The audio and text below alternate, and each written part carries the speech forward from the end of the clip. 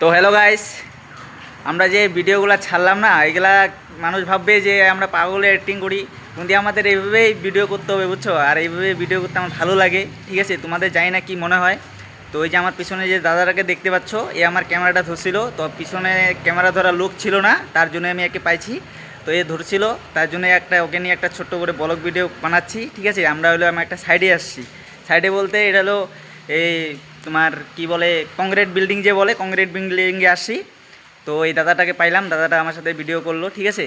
তো তোমাদের যদি অবশ্যই ভালো লাগে, যদি ভালোবাসো, তাহলে অবশ্যই একটা লাইক কমেন্ট করবে। যদি ভিডিওটা খারাপ হয় আর এর নেক্সট টাইম যে ভিডিওগুলো ছাড়া হয়েছে ওগুলো অবশ্যই দেখবে।